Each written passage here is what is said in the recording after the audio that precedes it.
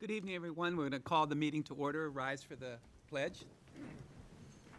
I pledge allegiance to the flag of the United States of America and to the republic for which it stands, one nation, under God, indivisible, with liberty and justice for all.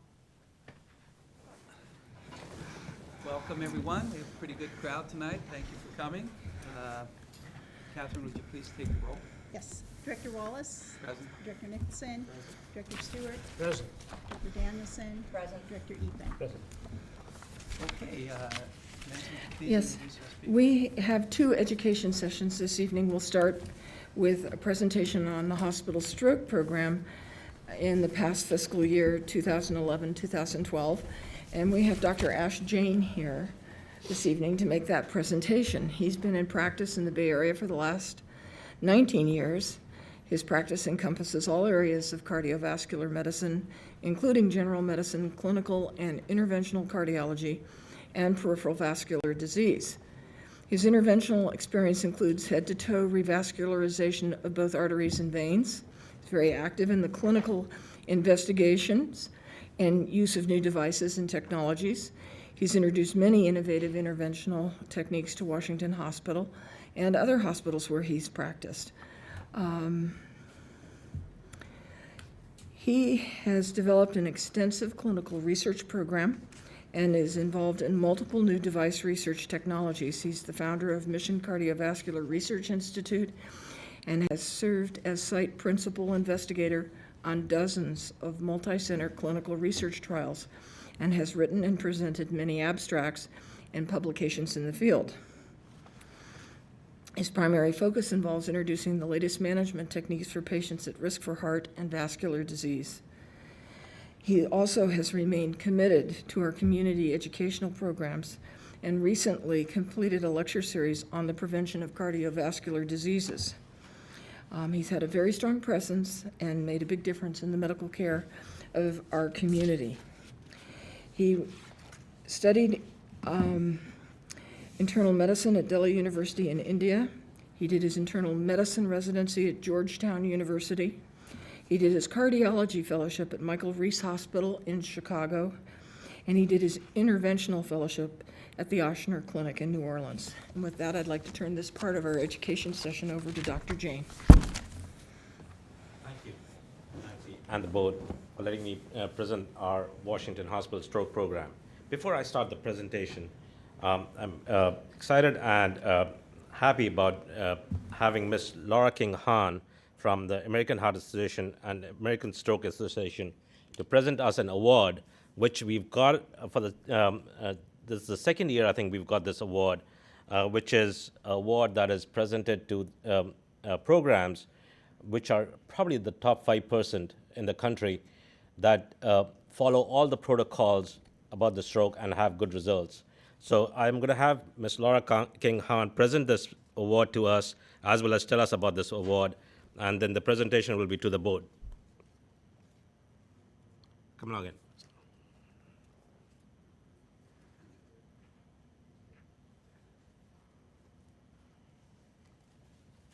Thank you, Dr. Jain. It's very kind of you to welcome me in such a warm way. My name is Laura King Hahn. I'm with the American Heart American Stroke Association, and I'm the regional director for our quality improvement initiatives for Northern California and Utah. And I'm here today to present Washington Hospital with one of our awards for their stroke initiative for this fiscal year. Washington Hospital Healthcare System has been honored with the Gold Plus Stroke Award, and what that means for the hospital is that American Heart has two levels within the gold system. We have a gold, the gold actually stands for this hospital being able to achieve 85% across 7 recognition measures for their stroke patients. The plus portion of the award acknowledges that this hospital, in addition to the gold portion, has been able to sustain 5 of our 9 quality measures at a 75% achievement level over a 24-month period as well. So it is a great honor for us to be able to present this award to your community, and it also acknowledges the dedication and commitment that this hospital has to serving all of your stroke patients with high quality stroke care. So I wanted to acknowledge the people in the room that have contributed to this honor. It takes certainly a village to get to these levels, and it is not one individual who is able to achieve this on its own. It really is a joint team effort. And so with that, I want to pass the award on Ms. Farber and the board. to the board.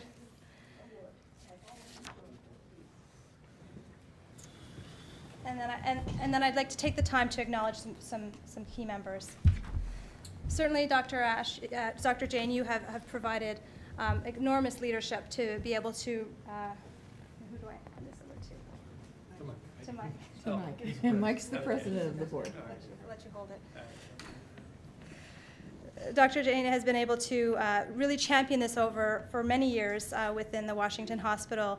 To date, actually, the program started in May 2006, and to date, this hospital has actually entered 2,930 patients within our database system. So it certainly demonstrates a significant number of patients that have been treated and cared for by this hospital. Ms. Williams, I don't know if she's still in the room, but certainly our executive leadership has certainly contributed to this, as well as Ms. Farber. Thank you so much for your support and your commitment over the years to the program. We have a number of certainly nurse leaders, including our stroke coordinator, Doug Van Houten, has also contributed. And that certainly doesn't also underestimate the leadership. I'm looking for faces in the room of our neurologist team as well. Dr. Kalon has contributed certainly to the efforts to date, as well as there's a whole backbone of effort from your CT, radiology, et cetera. So I just wanted to present this award to the board of directors, acknowledge your efforts and dedication to quality care. Thank you.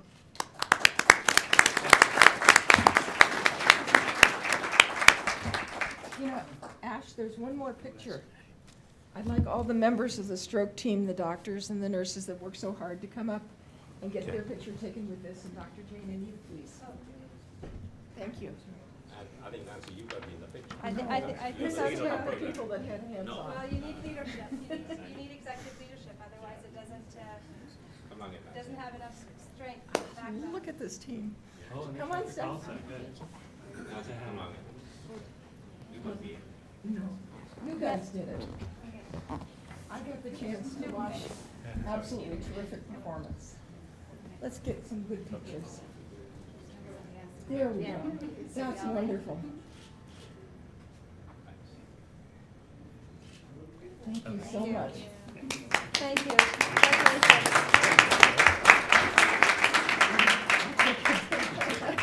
Thank you. Okay, thank you.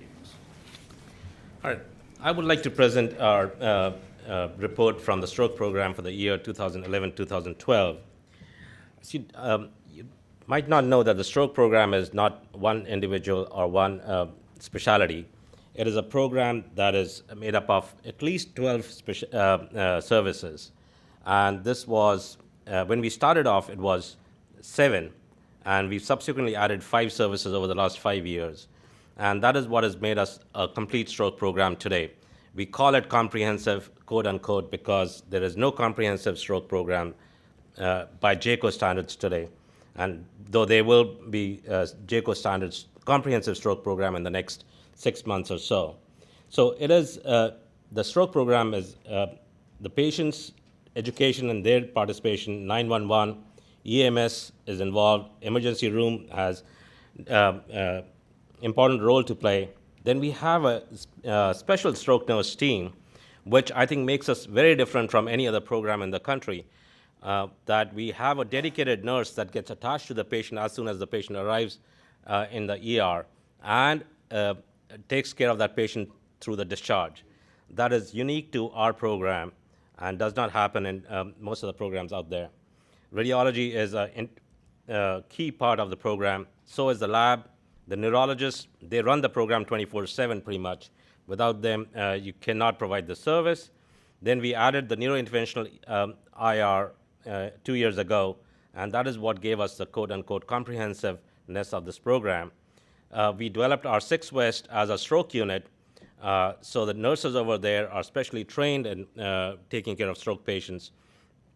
And subsequently, we have added the intensivists who help us a lot with the stroke program and when the patients are in the ICU, and then the rehab PT, OT, which is important. The next step out here is the next oval that we are going to create is the outpatient services that we are going to add to this program.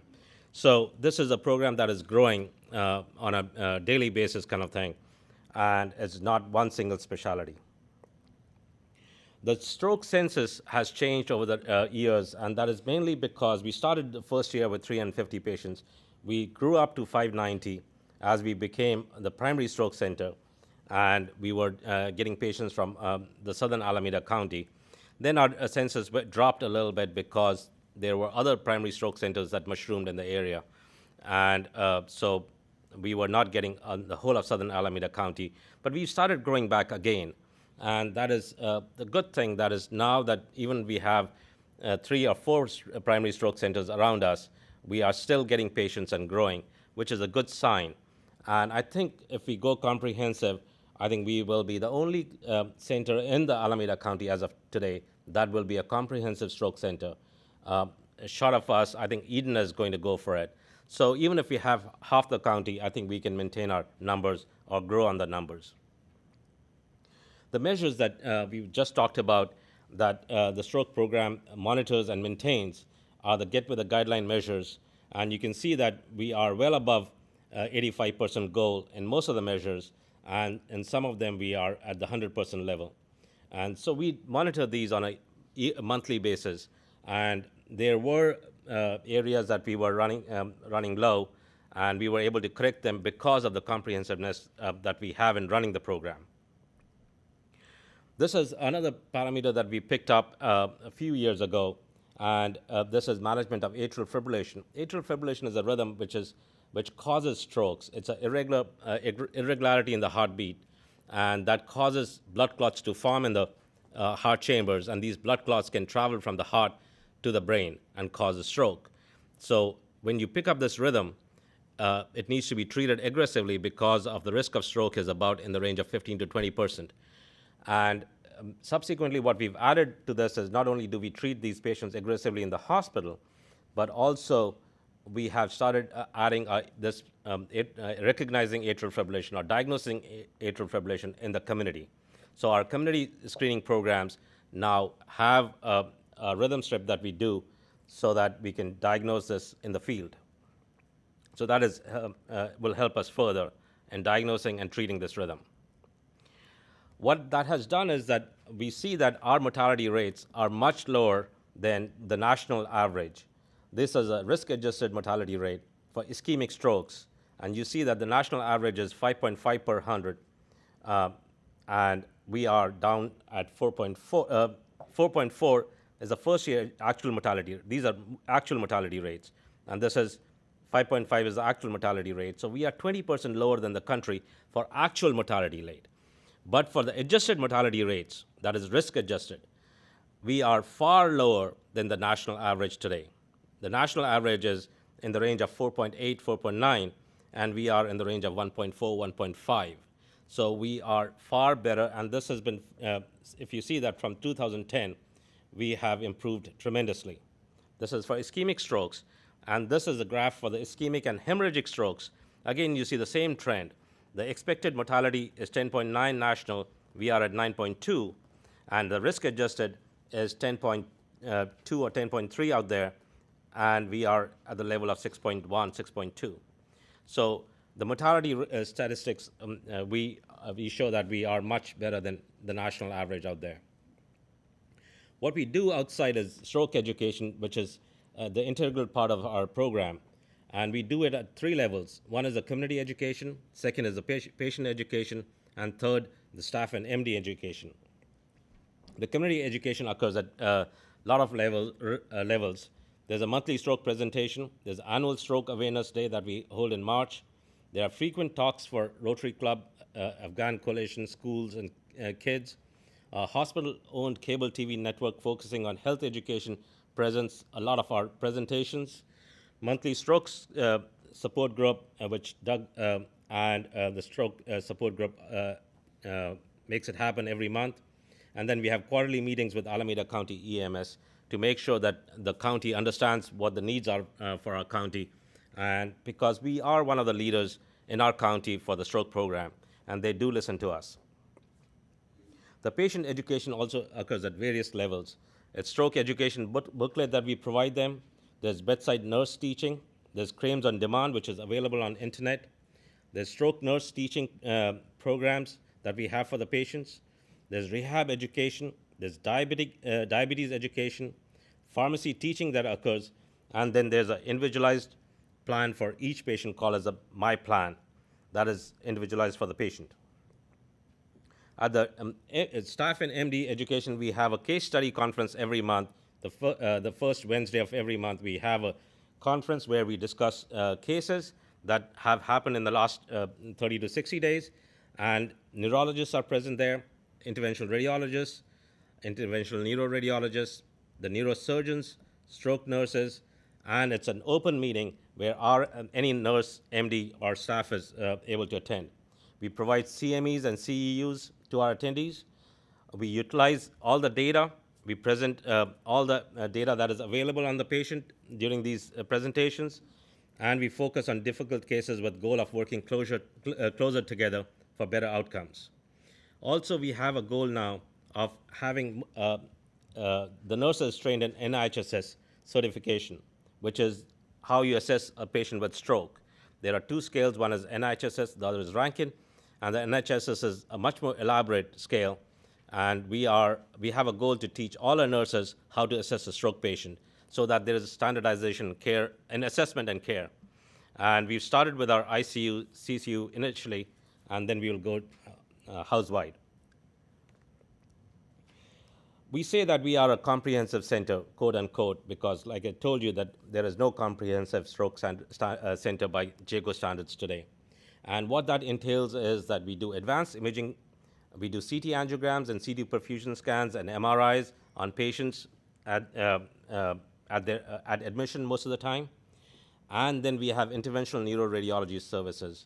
We can emergently open up the arteries if they require stents, clot retrieval devices, giving intraarterial clot-dissolving medicines, doing angioplasty.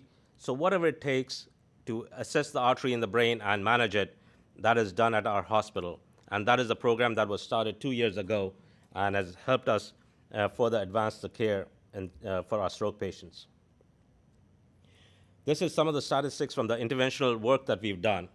And this graph shows, if you see the light green color, that when the patient comes in with stroke, we assess them, and at 1 month after intervention, they're at 45% have improved to good functionality, and by 12 months, it's 64% have improved to good functionality after interventions. So which is showing that most of these patients, or at least 2/3 of these patients, are back to normal at 1 year, which is a very good thing for a patient with stroke. Also, the mortality has dropped by doing interventional work, and you see that non-interventional radiology patients, the mortality was 11.5%, and since we've had the program, we've dropped it to 10.9%. So you may think that it's just 0.6, but 0.6 means a lot. It's saving 1 out of 100 lives, which means quite a bit in this patient population. We've also started doing research in our program. As Laura just mentioned, that we have 2,900 odd patients in our database. So we've started looking at our database and seeing what we can learn from our own patient population. Initially, we presented a paper abstract in Santa Clara Valley Brain Injury Conference in February, and now we sent 5 abstracts off to World Stroke Congress, and all 5 of them got accepted for presentation. So our data is pretty robust and is ready to be farmed. The achievements that the stroke program has achieved in the last 5 years is we've had Get With The Guideline Award, Gold Plus Award, as you saw today. We are in the 5-star award for health grades. We are in the top 5% stroke programs in the country. We've got education programs raised the standard of the community.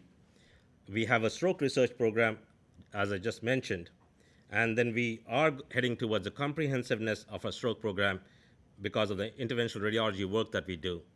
And believe it or not, this was the second JCO thing that we went through in 2011, August 17, and we had no RFIs.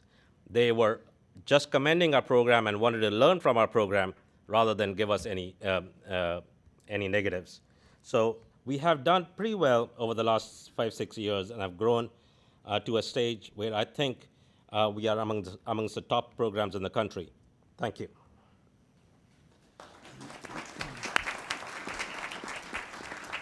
I'd be happy to answer any questions. Dr. Jain, you see a lot of TV advertisements for atrial fibrillation, whatever that is. What? Fibrillation. Fibrillation, okay. AFib. Yeah, JFib, yeah. What's the procedure? I know we do screenings for aortic aneurysms and whatnot. What's the procedure for diagnosing AFib? Mike, that's a great question. It's just very difficult to diagnose it because sometimes patients may be in this rhythm and then get out of it and not realize that they are in this rhythm. And that is called as paroxysmal atrial fib. So these are the patients that are at risk for stroke. But on the other hand, if they have atrial fibrillation, which is irregular rhythm all the time, that's very easy diagnosis because you do just a simple EKG rhythm strip and you get the diagnosis. And these patients need to be on blood thinners. That is what we do in a March screening that we do for our carotid screening and risk factor screening. We've added doing a rhythm strip for those attendees. And we pick up about 5-6 patients out of every 120 we screen that they do not know that they have this irregular rhythm and are at risk of stroke. So it's quite common. And as the population is aging, it is getting to be more common. So diagnosing paroxysmal atrial fib is a little tricky and difficult, but diagnosing atrial fib is very easy.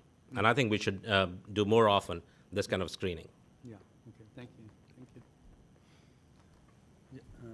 Any questions? Actually, Go ahead, Doctor.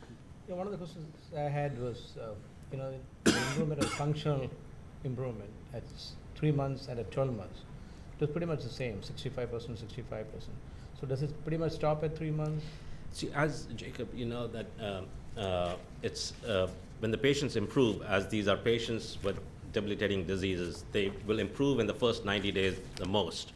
Subsequent to that, it stabilizes, and the improvement occurs rarely to a much more stage. That is what at least our data is showing.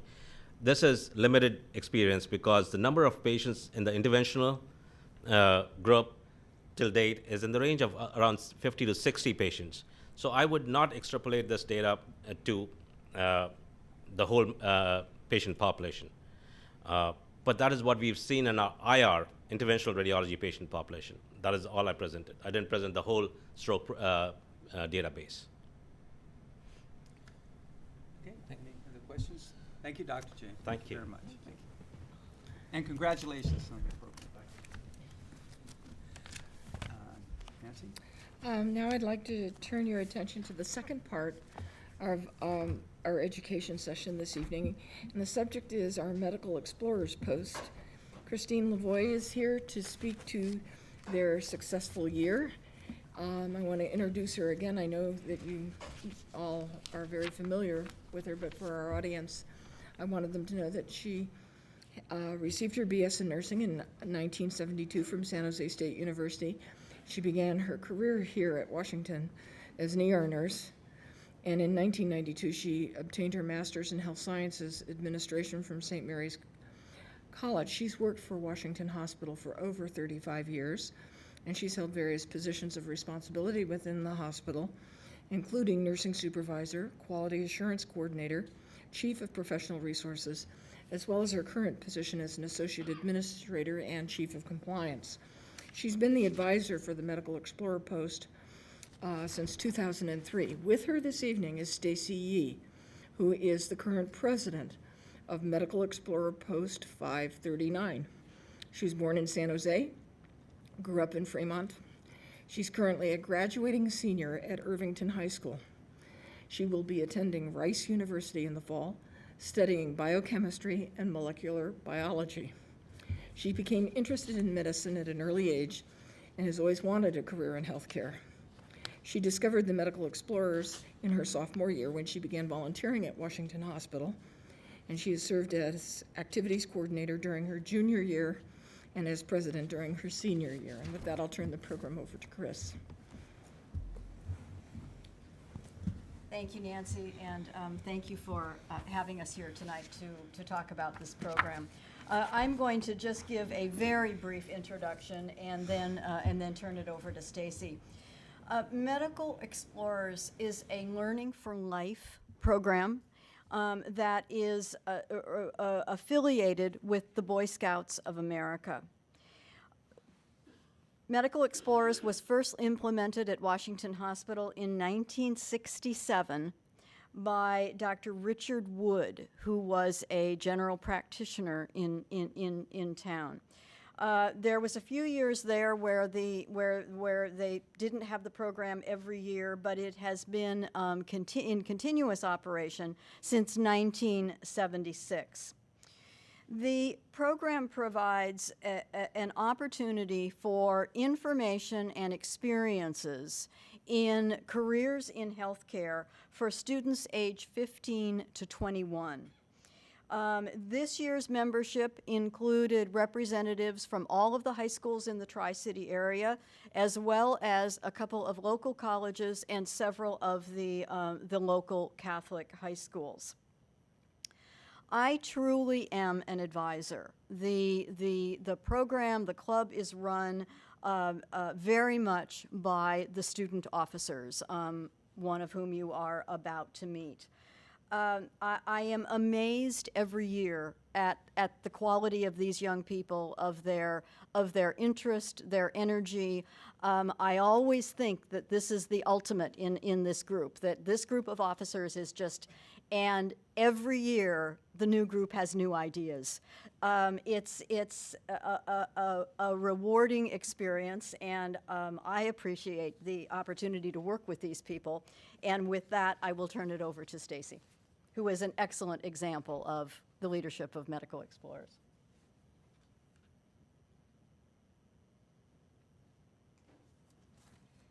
Hi, my name is Stacy Yee, and I am the outgoing president of Medical Explorers Post 539 for the 2011 to 2012 school year. So I'll be speaking about Medical Explorers today and our accomplishments that we've had throughout the year. So first of all, what is Medical Explorers? The goal of our program is to introduce young adults ages 15 through 21 to career opportunities in healthcare. And we do this through monthly meetings as well as various activities throughout the year. And our monthly meetings are held every third Thursday of the month from 6 to 8 p.m. and it usually consists of one or more speakers as well as a peer discussion if time allows. And peer discussions are something new that we started this year. It gives Medical Explorers an opportunity to get to know each other and to discuss career and academic goals, as well as give each other advice. And we also have various activities throughout the year. These include tours and demonstrations, hospital staff shadowing, and physician observation. And some tours and demonstrations that we've had in the past include birthing simulation lab, pathology lab tour, George Mark Children's House tour, and also Washington Outpatient Surgery Center tour. So this school year we've had 9 meetings, and we've had a variety of speakers throughout the year. And for the first half of the year, we had an otolaryngologist, anesthesiologist, neurologist, psychiatrist, as well as a student panel. And the student panel included a medical student from St. George's University and a current undergraduate at UC Irvine who is applying to medical school, and also another student who actually was a former president of this club, and she is currently in a 7-year accelerated medical program. For the second half of the year, we were lucky enough to have a nurse panel, an orthodontist, dentist, pediatrician, sleep doctor, pharmacist, and also a respiratory therapist. So these are some pictures on the screen of pictures taken during our meetings. In the upper left picture was taken at our last meeting, and when Matt Ybarra, who is a respiratory therapist here at Washington Hospital, he brought a lot of posters and models and equipment for medical explorers to play around with. And the photo on the upper right is a picture of Dr. Brooks talking about OBGYN. And the photo on the lower right is a photo of the student panel who came to speak in December. And the last picture on the lower left was taken during our first meeting when Dr. Jadaray, an otolaryngologist, came to speak to us. So I'll now talk a little bit about the what I consider to be our two major accomplishments for this year, the Medical Explorers Career Day and the Medical Explorers Alumni Association. The Alumni Association consists of a website, alumni mentors, and a biannual alumni newsletter. So Career Day was held at Washington Hospital and sponsored by Washington Hospital. It was held on March 17th from 9 a.m. to 3 p.m. We had participants were medical explorers, as well as high school students from all Fremont, Union City, and Newark high schools. And in total, we had approximately 96 participants. So we started Career Day off with Dr. Vandana Sharma, who was our keynote speaker, and then we had 3 breakout sessions, each of which participants had a selection of activities to choose from. Throughout the day, we had 14 different activities in total, which include but are not limited to genetics lecture, a CSI lecture, an introduction to IT and healthcare, bioethics case review, and a lecture by the Joint Replacement Center team, and also a Careers in Healthcare Administration lecture. We concluded with a career fair at which we had many booths that were set up by various departments and special services in the hospital. So these are some pictures that were taken at Career Day. The upper left photo was taken during the Careers in Nursing lecture, and as you can see, everyone has a stethoscope around their neck, and they were allowed to take those home and play around with those. The photo in the upper right was taken during the pathology lab tour, and the photo in the lower right was taken during a tour of the Washington Hospital power plant. The last photo on the lower left was taken during a birthing simulation lab done by Dr. Albert Brooks. And this year we also worked to create the Alumni Association. And the purpose of this Alumni Association is to connect current explorers with alumni and also to help alumni to keep in touch with each other. And the main components of the Alumni Association is the alumni website, alumni mentors, a biannual alumni newsletter, and an annual alumni student panel. Alumni mentors are volunteers who have a page on our alumni website, and they are responsible for answering questions on their own page as well as questions on our forum.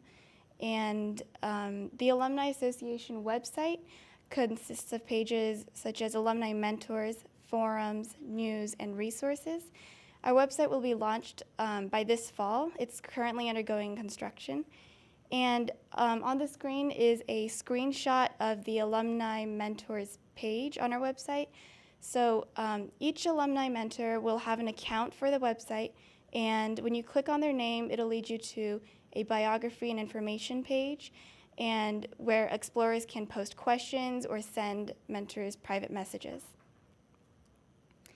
So we hope to see that Medical Explorers continues to grow and develop, and to do this, we replaced 2 old officer positions with 2 new titles and responsibilities. So the Alumni Coordinator and Member Outreach Officer will coordinate all alumni activity, compile academic and career resources for explorers, and also refer explorers to specific alumni matches. And the Service and Community Outreach Officer will be in charge of organizing community service events. And we had 2 tours of George Mark Children's House this year, and we decided to fundraise for George Mark and also offer our services as events volunteers. So this is also something that the Service and Community Outreach Officer will be in charge of. So our Medical Explorers program wouldn't be what it is today without the continued support of Washington Hospital, and we really appreciate Washington Hospital's commitment to education and students in the community. Thank you.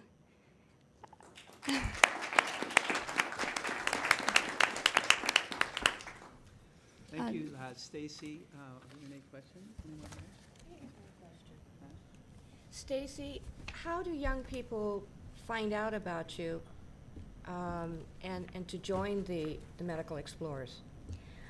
We have a Facebook group, we have a website, and we also have a short blurb on the Washington Hospital website, which is Okay. right underneath the volunteering, underneath how to sign up for volunteering here. And we also advertise at all of the schools in the summer, and we post flyers around in like SAT prep centers or tutoring centers, and we also set up booths at orientation for each of the high schools in the summer. Sounds very extensive. Good work. Really good work. Thank you. Thank you. Thank you, Stacy. Thank you. Okay, we are now going to move on to the agenda and the consideration of the minutes of the May 9th, 21st, 23rd, 29th, and June 5th meetings. So moved. Do we have a second? Second. Okay, all those in favor? Aye. Aye. Opposed? Motion passes. Are there any oral communications this evening?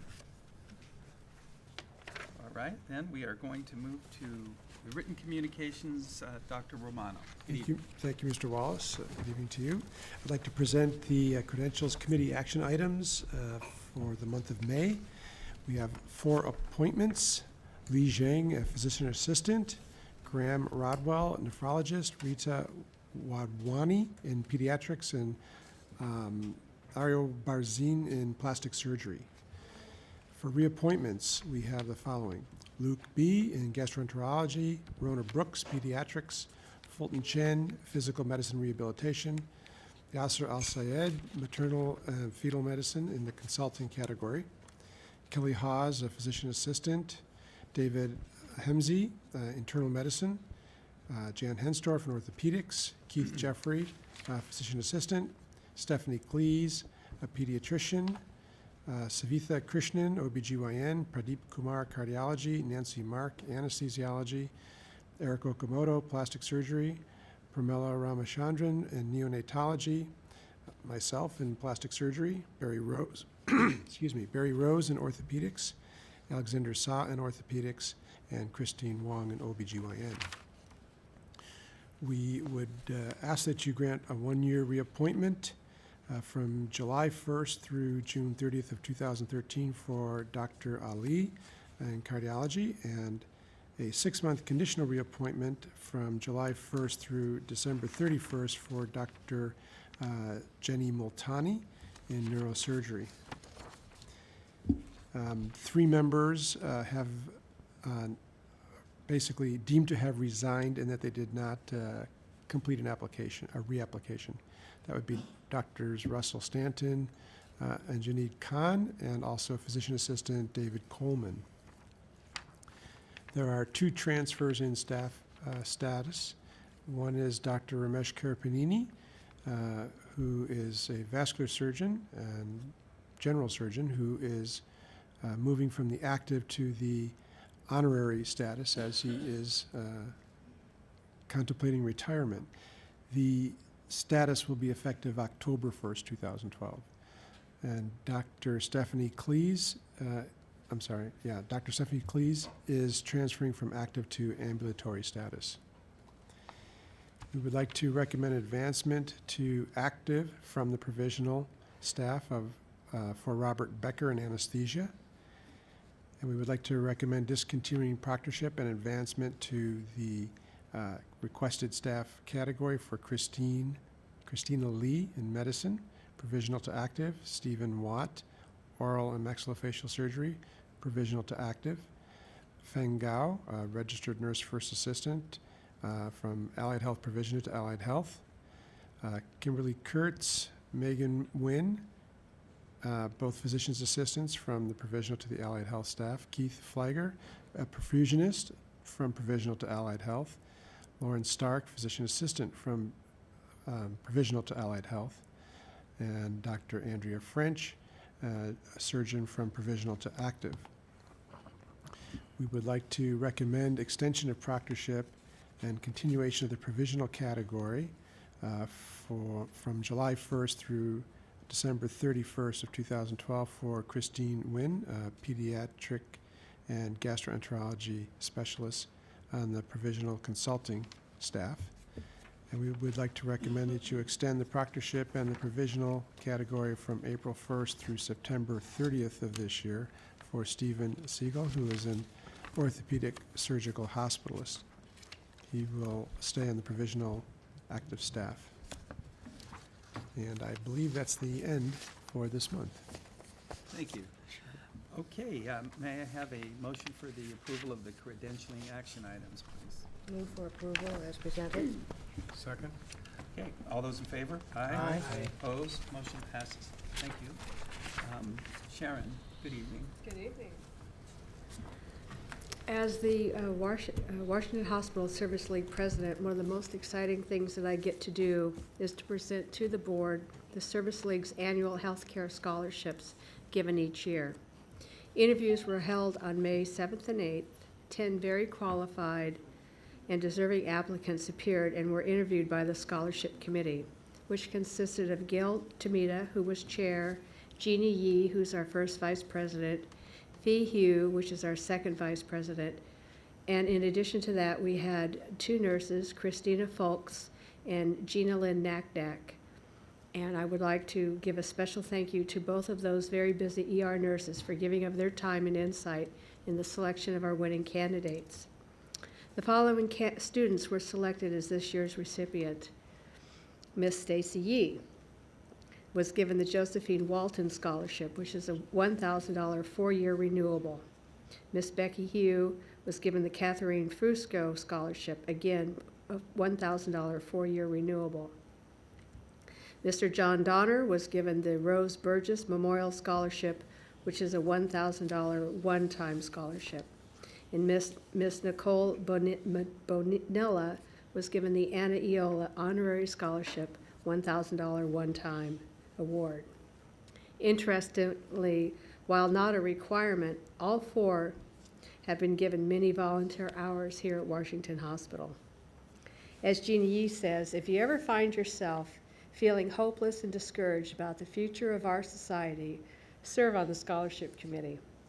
You will meet several incredible students who will inspire you with their dedication, maturity, diligence, and compassionate hearts. She says, what a privilege it is to play a small role in helping them to achieve their dreams and career goals. Lastly, I'd like to acknowledge our Gail Tomita, who chairs the program. It requires her organizational skills and attention to detail to keep up with the deadlines and necessary communications between the students, their schools, on an ongoing basis. Now I'd like to introduce again Stacy Yee, followed by Becky Hugh, who will speak briefly about their scholarships and what it means to them. Stacy?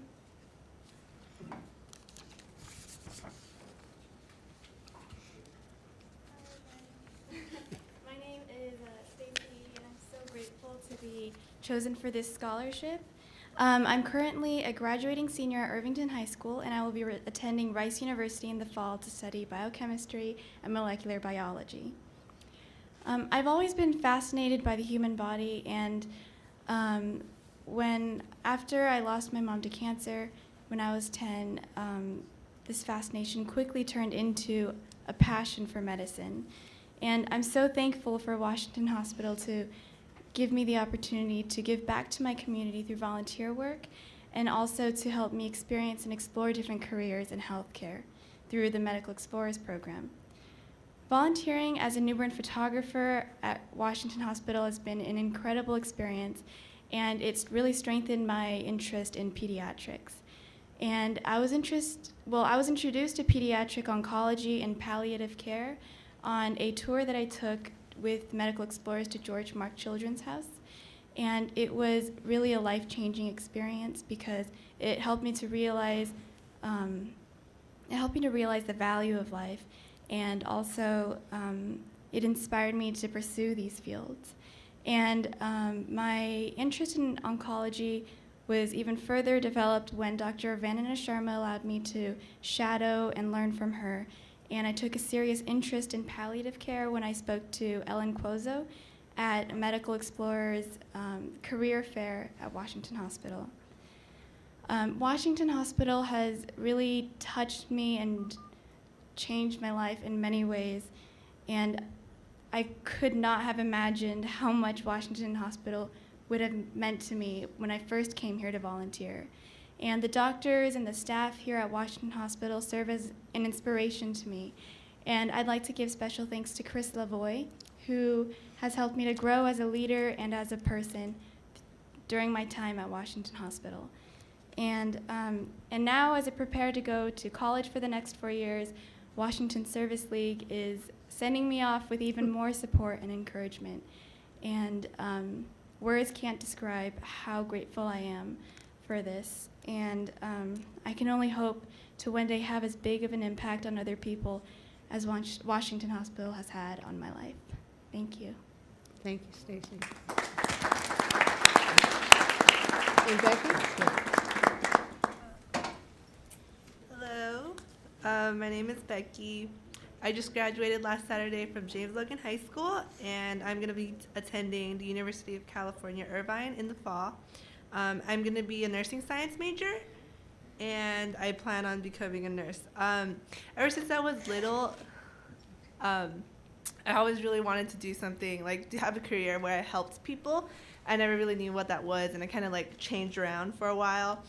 But then the summer before my junior year, I had back surgery to fix my scoliosis. And while I was in the hospital, I really appreciated like all my nurses, and they really showed me like what it meant to be like to care.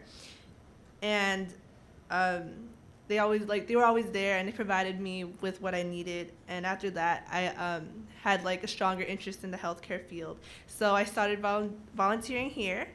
And ever since I started volunteering, I came a lot, and I don't know, it just brought me closer to the healthcare field, and I became more interested in it. And so ever since then, I decided I wanted to be a nurse. And I'm really grateful to have received a scholarship. I know I'm probably not the only person qualified, and there's tons of other people who are deserving too. But I'm glad I was picked. And I would like to thank everyone here for listening and hearing me speak. Thank you. Thank you, Becky.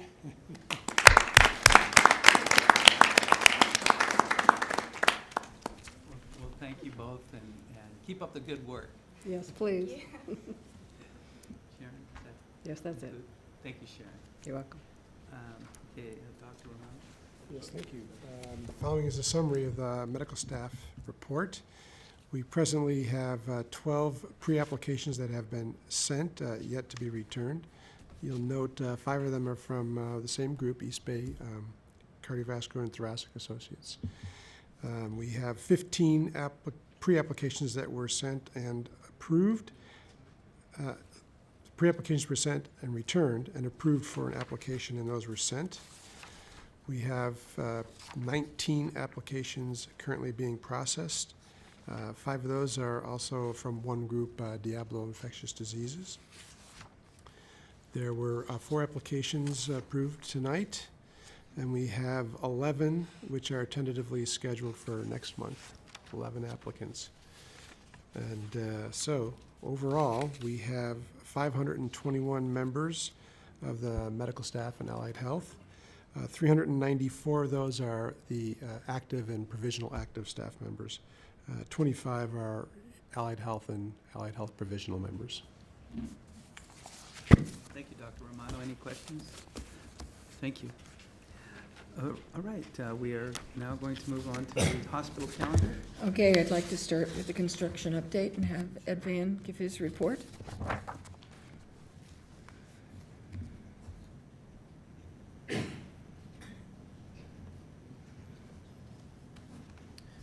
Thank you, Nancy. So I think this will be the last report. The board will hear from me for a while because we pretty well are wrapped up. So first, let's just go to the central utility plant, and the last area we have that has been completed is the laundry area. So you can see that we've got the water and electricity and everything hooked up, and they're actually doing laundry in this area now. And we have the dryers that are also fully functional in there. They are also utilizing those. You can see at the far side of the slide, there's a folder there, and that thing will be heavily utilized in the days to come as we move the final folding machines from the laundry and get those in place. So those will take actually about 2 weeks to install, and then we will be fully functional in the new building and everything tied in. The only thing that will be left after that is the demolition of the laundry building. So we are basically under full power and under full service from the central plant. For the Center for Joint Replacement, obviously we had an open house in this past month and things were finished off, so we just have a variety of shots to show you that building and the surrounding grounds that have been completed. A fair number of shots of the outside exercise yard. And finally, we have the Dearborn and Saw practice that has moved to the second floor and is functioning there. The building was licensed by the state of California, and we're complete. In terms of questions about budget, as these projects go, we won't have the final numbers probably for about 6 months as all the invoices and change orders and things like that get resolved. We still sit here today with the better part of $3.5 million of contingency left with all the projected bills that we should be paying. So we should finish this under budget when we're done. And that's about it. Any questions that I can field on these projects, or we'll put these to bed? You're going to make a big book out of all the slides you've shown us over the last couple of years from beginning to end. That would be a nice keepsake. We could maybe auction it off and some scrapbook. Progress. Yeah. Okay. Congratulations, Ed. Yeah. Job well done. Thank you. Thank you very Ed much. wasn't able to be with us on the day we did our opening, and so he missed a lot of the kudos that he certainly deserves. Thanks, Ed. Thank you. And we'll allow him a few months to rest, and then it'll be on to phase 2. Yeah, what's it? The reward for good work is more work? More work, you're right. Remember that, ladies. Go ahead now with the video of the board calendar.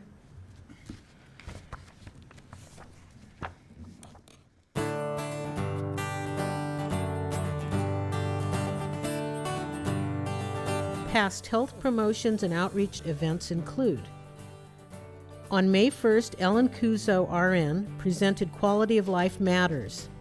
Attendees learned about advanced directives and POLST forms. POLST stands for Physician Orders for Life-Sustaining Treatment. 38 people attended. On May 1st, Dr. Ravinder Kalan and Doug Van Houten, RN, presented Stroke Prevention and Other Disease Processes and Healthy Lifestyle. Be smart and avoid stroke. 21 people attended. On May 3rd, as part of the Diabetes Matters program, Kevin Bronson Castaigne, RN, presented Research Advancing Diabetes Management. 37 people attended. On May 6th, the New Haven Boosters Association held a Race to Save Student activities at Cesar Chavez Middle School in Union City.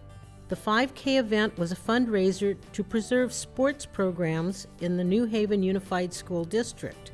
Washington Township Medical Foundation was a sponsor for this event. Our sports medicine physician talked to 30 people regarding health and wellness. Approximately 250 people attended the 5K event. Washington Hospital celebrated National Nurses Week from May 6th through May 12th. The week-long celebration recognized the contributions of nurses and paid special tribute to these healthcare professionals who serve as advocates, leaders, and caregivers at Washington Hospital. Washington Hospital celebrated National Hospital Week from May 6th through May 12th.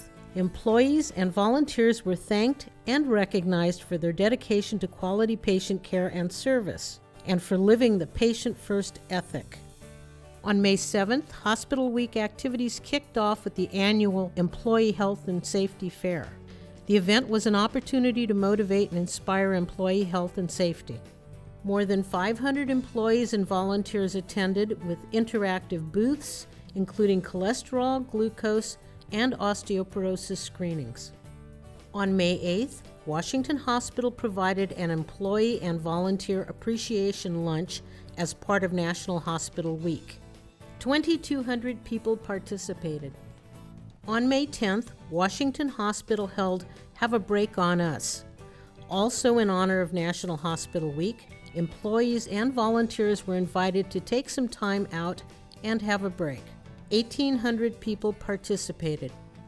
On May 10th, in the Washington Women's Center, Dr. Stacy Berry presented minimally invasive treatments for gynecological issues. This event was co-sponsored by Washington Township Medical Foundation. 12 people attended. On May 10th, Washington Hospital hosted the 3rd annual Celebration of Life event. Cancer survivors and their loved ones were invited to a dessert reception and an inspirational evening with a panel of survivors. The American Cancer Society co-sponsored this event. 101 people attended. On May 17th, Washington Hospital held an open house to celebrate the completion of the new Center for Joint Replacement building. The facility is state-of-the-art, with joint replacement care integrated into every aspect of the design.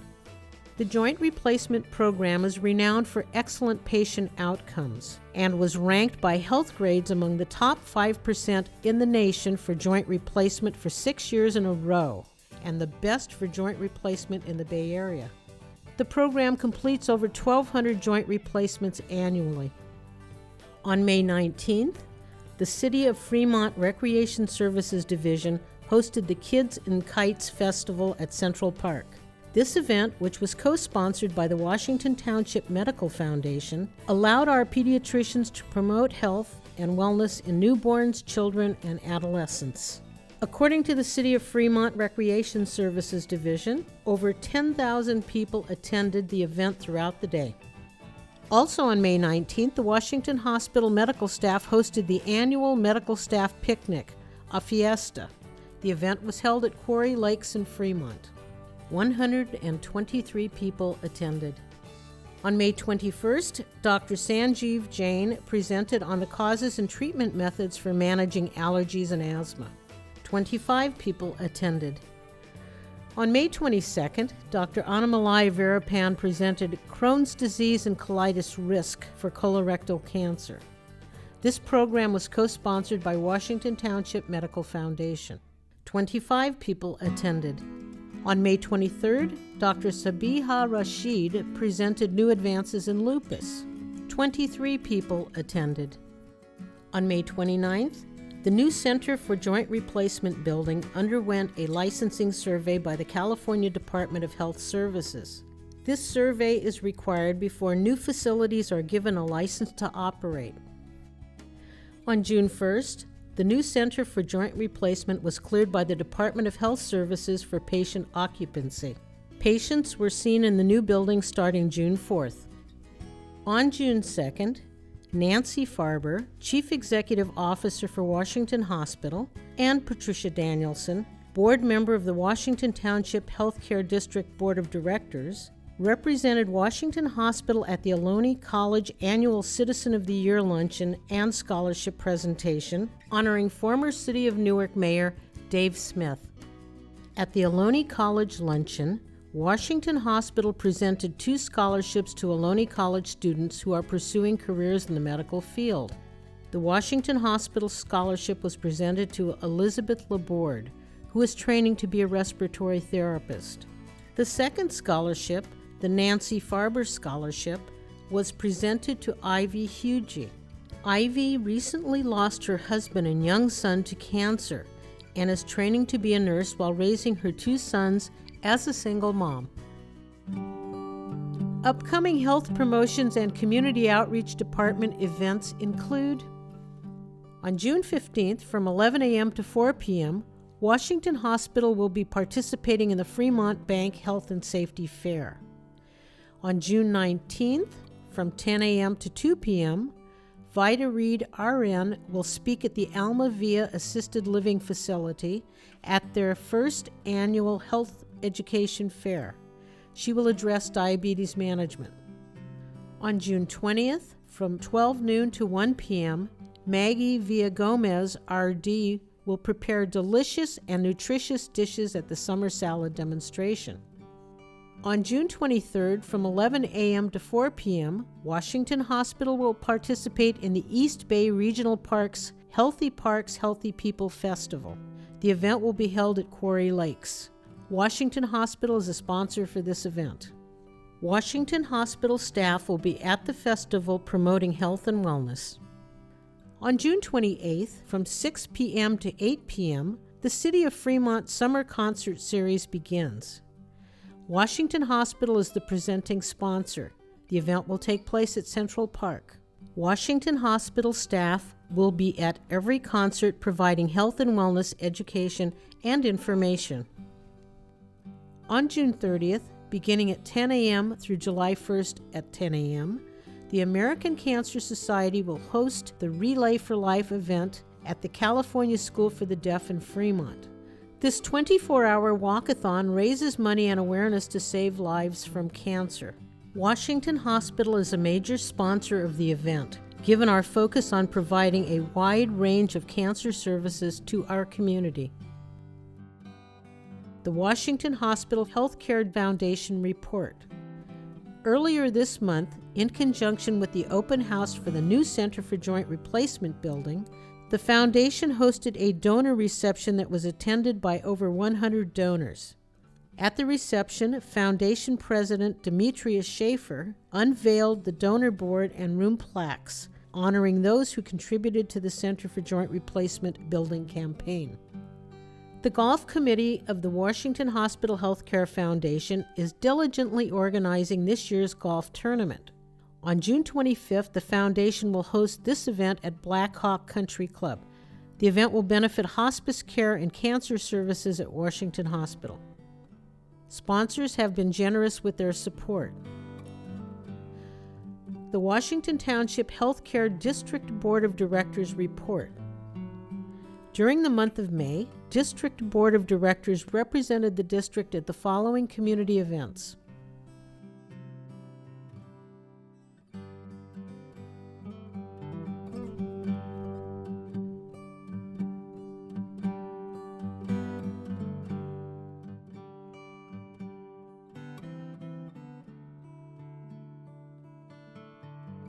There is a correction to last month's board report. Laura Pisano presented a $75,000 check from the estate of Thomas Faria, her longtime neighbor in Kimber Park. Mr. Faria requested that the donation be designated for indigent care. Washington on Wheels Mobile Health Clinic. During the month of May, the Washington on Wheels Mobile Health Clinic, WOW, was busy at elementary schools providing physicals for children who will be entering kindergarten in the fall. In addition, WOW provided health care services at the following locations throughout the Tri-City area.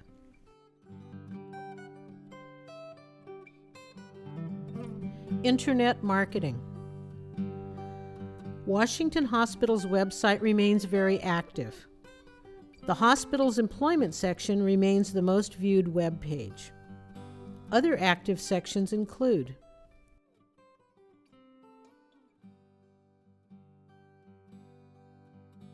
InHealth, Channel 78. Washington Hospital's cable Channel 78 aired a number of new programs last month. The InHealth team continues to work on new programming that promotes health education and public awareness.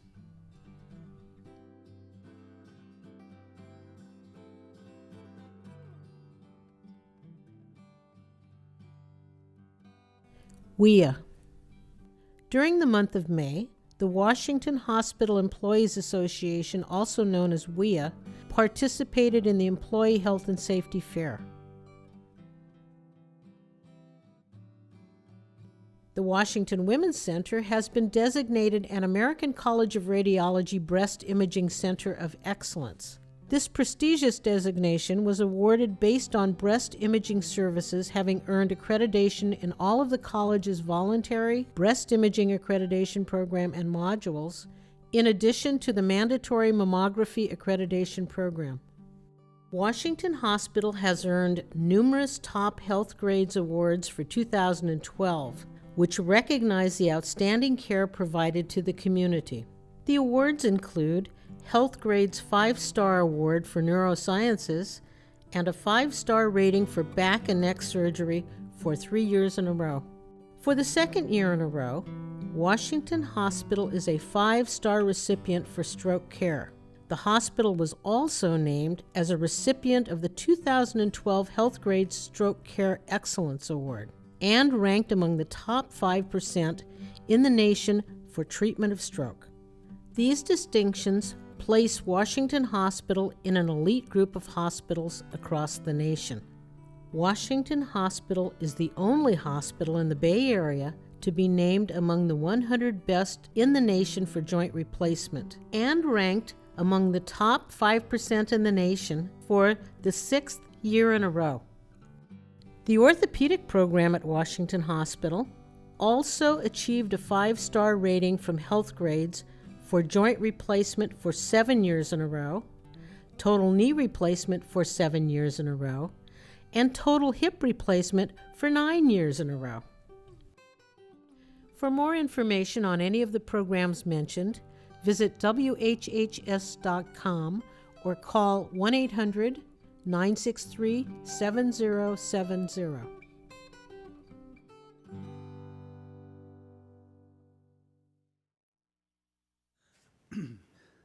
Thank you. Nancy, did you have anything? Yes, I do have a few things to add. This morning began a strike by CNA against Sutter hospitals throughout the San Francisco Bay Area. The hospitals affected are the 3 Altabate Summit facilities in Berkeley and Oakland, the 2 Mills Peninsula hospitals in Burlingame and San Mateo, Eden Medical Center in Castro Valley, San Leandro Hospital, Sutter Delta in Antioch, Sutter Solano in Vallejo, and Novato Community Hospital. This will last for 5 days. So far, we've not had much experience in any significant way, but one of the things Alameda County EMS did was, for the duration of the strike, prevent any hospital from going on diversion in their emergency room, including the hospitals on strike. Yeah, and Sutter's not playing nice. I mean, they're they're crowding the airways. Yes, with I've their- heard. with their ugly radio messages Yeah. concerning the demands of the nurses, which is I don't doesn't do think it's anything to gonna be help. That's not pretty. that doesn't help the situation. No. Yeah. And I do want to announce the Employee of the Month, Gurinder Kaley.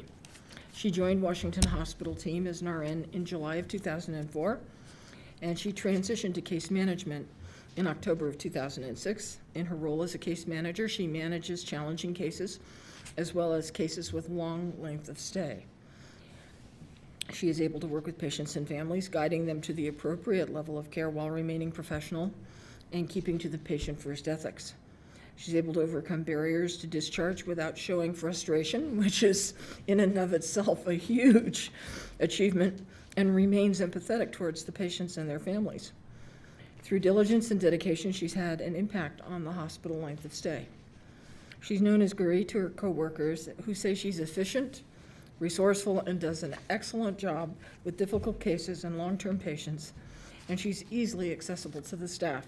She is a mother of 2, and during her time away from work, she enjoys spending time with her family and listening to and reading her religious scriptures. She also recently obtained her case management certification and she's very deserving of this acknowledgement. We want to congratulate her. Okay, any questions? No? Okay, then I guess we're going to move to the quality report. Stephanie?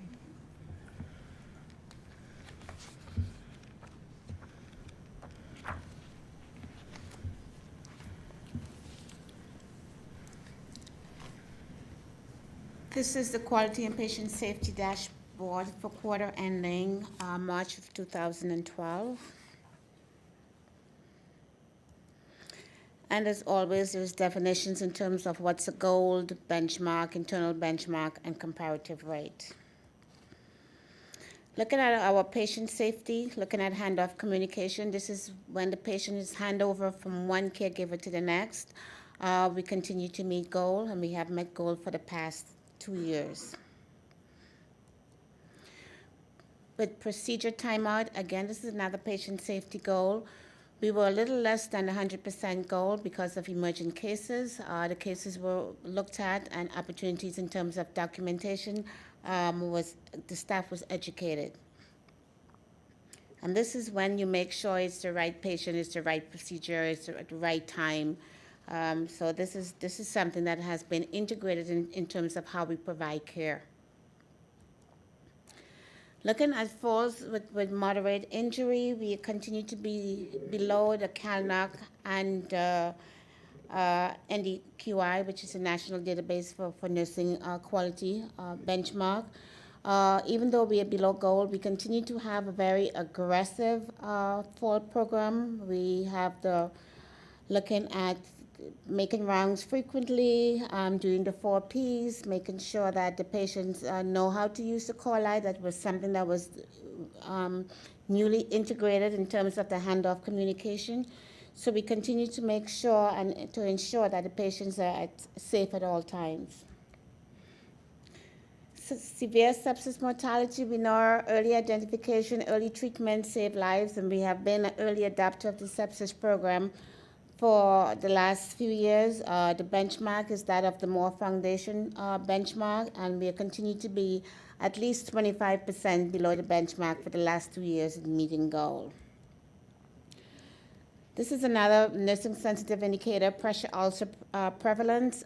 This is a point in time where all the patients in the hospital are assessed for pressure ulcers. We continue to be below the CalNOC average. Again, we do have an aggressive pressure ulcer because the goal is not to have any pressure ulcer at all. So there is ongoing monitoring, looking at the current clinical practice and utilizing best evidence strategy to reduce skin breakdown.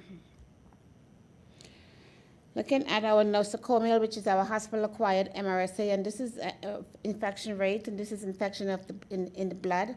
For this quarter ending December, we had no MRSA infections, blood-related. And again, we continue to screen a certain subset of our population for MRSA on admission and upon discharge as well. This is where we continue to excel, and this is the prevention of VAP, which is known as ventilated associated pneumonia. We have gone 840 days without an infection, and this is an infection that usually happens to a patient that has a tube in their lungs, and with the new practices that we have in terms of what respiratory is doing, the nursing practice, the bundle, it has definitely made a difference in terms of how we provide care. C. difficile, which is hospital acquired, it's an infection of the colon. We continue to look at this. This continues to be an issue throughout the country. It's related to antibiotic usage. We have been an early adopter of the rapid testing, which is so precise and so accurate that before it would take 3 or 4 days and you still weren't sure whether that patient had C. difficile or not. We're able to know within 72 minutes whether that patient has it or not. So there's a lot of work being done around it. There is a team that's looking at it, and right now there's education planned for the community as it relates to the usage of antibiotics. This is, CMS is beginning to report healthcare-associated infection, and this is what's currently on the Hospital Compare website, and this is for critical care as it relates to central line bloodstream infection.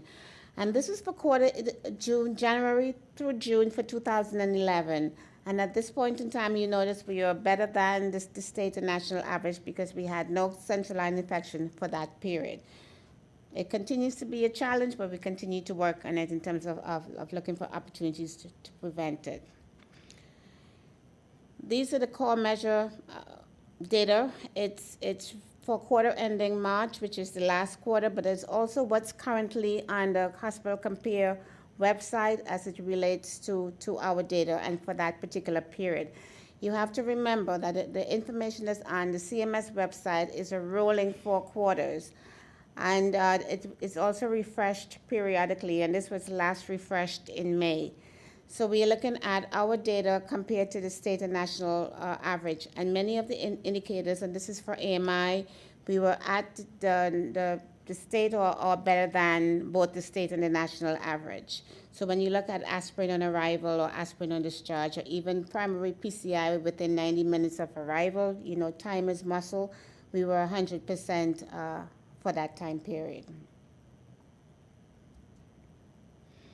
The same is true for heart failure in terms of looking at all the discharge instructions. One thing I must say is that all these cases are reviewed. Any case that's not at 100% are reviewed by physicians and staff in that specialty and look for opportunities for improvement in terms of why didn't we meet that goal of 100%. When you look at pneumonia, we were better than the state and national average for both the blood culture in ED prior to the first dose of antibiotics and appropriate initial antibiotic selection. This one is SCIP, which is the prevention of surgical site infections. And you want to highlight the antibiotics within 1 hour of infection. So you want the right antibiotic at the right time for the right duration. And we continue to be better than the state and national average. And it's a work in progress in terms of trying to coordinate all the antibiotics so that it's given at the right time. And last but not least, this is our outpatient measures. And this is usually for GI and cardiac implant procedures such as pacemaker, and looking at the antibiotic timing again and the right selection of antibiotics. And again, we will better than both the state and national average for what's on CMS Compare. And that's it. Any questions? Good. Looking real good. Thank you, Steph. You're welcome. All right, Nancy, we're going to do the finance report. Okay. Hi, Chris.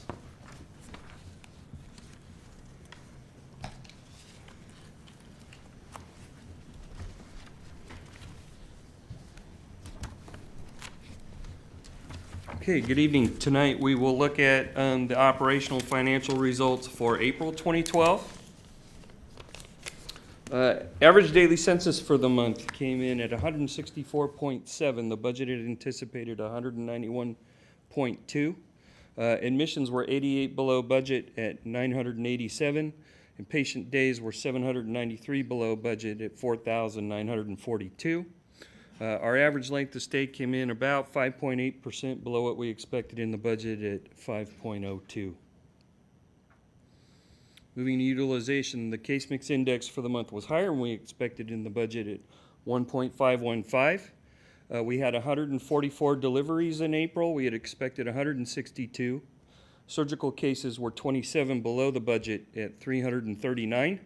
That includes our joint replacement cases, which were 7 below budget at 93. Neurosurgical cases 2 below budget at 15. And our cardiac surgical cases for the month were 9. We'd expected 15 in April. PTCA procedures for April came in at 52, 17 below the budget. And the cath lab volume overall was 71 cases, 71 procedures below budget at 379. Outpatient visits for April were 115 below budget at 8,850. while emergency room came in 56 visits above the budget of 4,321. Looking at productivity, our productive FTEs for the month landed at 1,364.6. We had 190.7 full-time equivalent, non-productive full-time equivalents for the month, giving us total FTEs 93.2 below the budget at 1,555.3. And while the staff was able to flex down pretty significantly at 93.2 FTEs, we still did not make our full-time equivalents per adjusted occupied bed goal. That came in at 7.2. We had expected 6.69 for the month.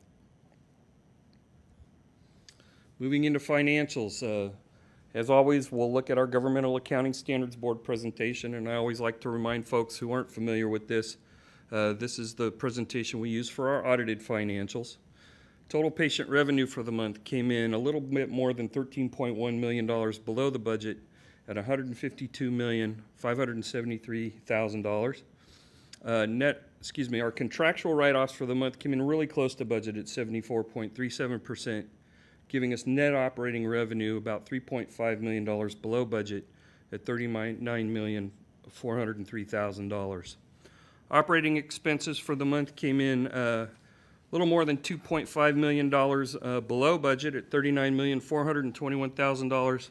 We saw those variances driven by our lower salaries and wages with our lower FTEs. Benefits were driven lower this month with lower health and welfare costs. It's bucking the trend we've seen over the last several months. Supplies were lower than budget with our lower volumes, and our provision for charity and bad debt was lower than budget with our lower operating revenue.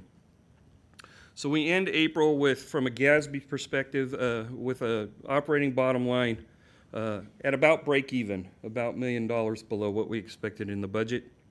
Non-operating income for the month came in $1.8 million above the budget at $3,044,000. That variance largely driven by an unrealized gain on our investments as we experienced yet more volatility in the financial markets. We saw an unrealized gain of almost $2 million in the month in our financials, or in our investment portfolio. So we end April with a total bottom line from a GASB perspective about $806,000 above the budget at $3,026,000. Quick look at our Financial Accounting Standards Board presentation, and again, for those not familiar with this, this is the way the financial markets tend to look at us. Our operating bottom line stays the same at about break even. We pull out our unrealized gain on our investments and our property tax income, which services our general obligation bonds, to come up with non-operating revenue from a FASB point of view, about $220,000 below budget at $357,000, and a total bottom line at $339,000. So are there any questions on April's results? By the higher case mix index, but the lower length of stay. How do you I noticed explain that? I noticed that too, Dr. Nicholson, and I don't have the answer to that question tonight. We are looking into it. We're drilling in. We're going to have to go down to the individual cases and see if there's there's one or two cases that really spike that up, and that work is ongoing. Okay, thank you. Even now, so I'll report back to you on that when I get the answer. Focus on our long length of stay patients and have worked very hard to find appropriate placement for them in skilled nursing. And that would drive down the length of stay. What is the community capacity for skilled nursing? How do you view that? The last time I looked at it, it was running pretty tight at about 99% occupancy. Getting people placed is difficult. And it's also difficult when they leave with ongoing and chronic problems like the need for dialysis or respirator dependency. That's a very difficult placement. And so there's just not enough skilled nursing. And there's also an unwillingness to take on a patient with that level of need. Yeah. And they don't meet the general acute care criteria anymore, but it's very difficult to go find some place that will house them. The number of places that will do that competently are very scarce. Is there a good model anywhere around that you know of that? Well, one of the problems with aftercare is that the Accountable Care Act basically gutted reimbursement for nursing home care, for skilled nursing facility care, for hospice care. I think the idea behind this is that these people should all go home to be cared for by their extended family. One of the problems is mom doesn't stay at home all day to nurse her parents. She's at work. It takes 2 family incomes to support a family now. And, you know, they've been cutting in the state budget all of the support for frail elderly to stay at home. And that's what keeps them out of institutions. And they do need help going to get groceries or keeping a doctor's appointment or going to the pharmacy. And these programs have also been gutted. It's not a pretty picture. No. It's a lot to be worried about. Yeah. All right, then let's move on to the hospital operations. This morning, as I was thinking about the report for May, I ran across an article in the Wall Street Journal, and Catherine's got copies for all of you. And it begins with the observation that economists have been puzzling over whether the 3-year slowdown in growth of utilization and growth of healthcare spending prompted by the economy portends a permanent change or not. And the federal projections indicate that isn't the case. But the figures that have been published in Health Affairs suggest that the current soft spending is a short-term trend, that consumers have been cutting back on doctors' visits, and employers have been trimming insurance since the U.S. first fell into a recession. And I offer the article mainly because misery loves company. And I thought you should see that this isn't something necessarily peculiar to us. This is something that's going on across the nation. And then they go on to opine on what might happen if the law, the Accountable Care Act, is struck down versus upheld. And I guess everybody's kind of waiting for this moment that's supposed to come this month to see what's going to be happening. There are some people that believe that part of the law might be struck down, but my understanding, and I confirmed this with Paul Kosachenko, our legal counsel, that the law was written in a way that you couldn't approve or disapprove portions of it. It's one piece, and it's all or nothing. Republicans have committed to having it repealed if they win in November. So I think the effect of the Accountable Care Act is definitely up in the air. With all of that said, let's talk about May. We saw the admission of 1,021 patients, and they resulted in 4,836 days of care. Our average daily census in May was 156. That's very low for us. It was lower than April, and the high and low census ranged from 179 down to 126. The budget for May anticipated 1,072 admissions and 5,749 days of care and an average daily census of 185. We're going to be 913 patient days of care below the budget. Our average length of stay for adults and children in May was lower than budgeted. It came in at 4.73. We had anticipated an average length of stay of 5.36. Our preliminary information indicates that inpatient revenue for the month of May amounted to approximately $118,040,000. Our budget estimate had called for $128,674,000. Of the amount of income, 52.9% was Medicare and 6.5% was Medi-Cal. Normally, we run double that for Medi-Cal, or pretty close to it. So this is continuing a trend in reduction of Medi-Cal patients. And, you know, we talked about that last month. Is there a slowdown in eligibility in terms of the state processing new applicants? I don't know, but that is strange. It's very low.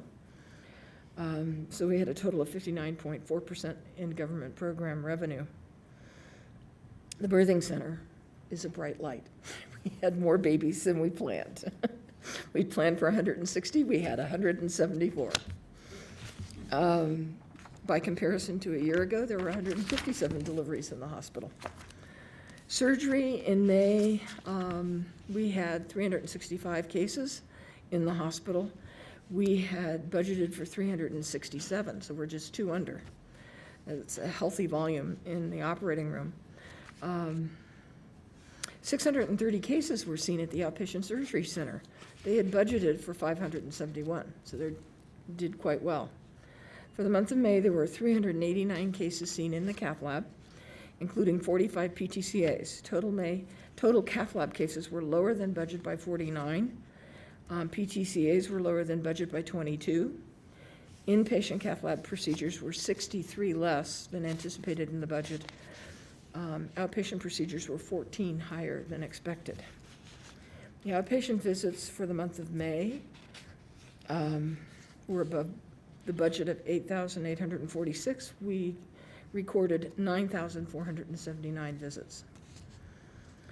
And they were higher than May a year ago. The emergency room recorded a total of 4,369 patients. Our daily average was 140.9. They came in 189 cases below the budget. Washington, Warm Springs, Newark, Nakamura, Ohlone, and Walmart clinics saw approximately 3,835 patients during the month of May. So our total system emergency room and clinic visits for May are 8,204, compared to a budget of 9,497. In terms of full-time personnel, the FTEs for the month of May totaled 1,506.5, only 8.8% agency. This was lower than the budget of 1,596.3 FTEs. Even with all of that, our FTEs per adjusted occupied bed came in at 7.39, and that's because of the low census. Our budget had called for 6.72. In May, we had, in summary, 4.8% fewer admissions, 15.9% fewer patient days than anticipated in the budget. Surgical cases came in below budget by 0.5%, or 2 cases. And cath lab procedures were below budget by 11.2%. Outpatient visits for May were 633 above budget, while ER visits were 4.1% lower than anticipated. The clinic visits for the month also came in below budget by 1,104. So our total paid FTEs are below the budget for the month and below the last 12 months average. Inpatient charges for the month were lower than budget by approximately 8.3%. Outpatient charges were higher than the budget by 11%. So total hospital charges for May are going to come in below budget by approximately 4%. On May 31st, there were 158 days cash on hand. The total days revenue and accounts receivable at May 31st was 60.47. The days revenue and accounts receivable excluding Medi-Cal was 55.46. During the month of May, $1,687,090 of charges were approved for pending or charity assistance. Thank you. Yeah, I have a question for Nancy. On the Medi-Cal numbers that you quote, does that include the Medi-Cal HMOs, the Alameda Alliance? in Yes, those they're numbers, together. Or is that straight? No, they're Medi-Cal? together. They're together? Yes. Okay, so it's not a shift from straight Medi-Cal to No. the Medi-Cal HMOs? Most of the residents of Alameda County prefer the Alameda Alliance Mhm. to Blue Cross. Mhm. And so there's very little Blue Cross Medi-Cal activity. The Mhm. vast majority of it is through the Alameda Alliance, and we've had a contract with them since their inception and been strong supporters. Mhm. I think they just handle their patient population in a particular way. And just, you have to wonder how many applications for Medi-Cal have been pending for how long. Mhm. It's a question.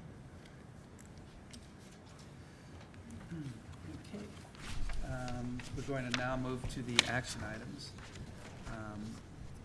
Dr. Stewart?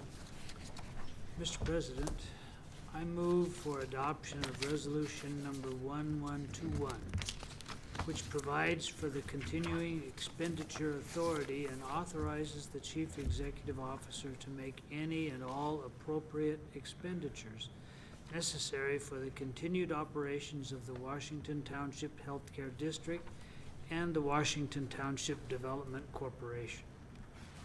Second? We have a second. Any comments, questions? Okay, all those in favor? Aye. Aye. Opposed, motion passes. Any more action items for tonight?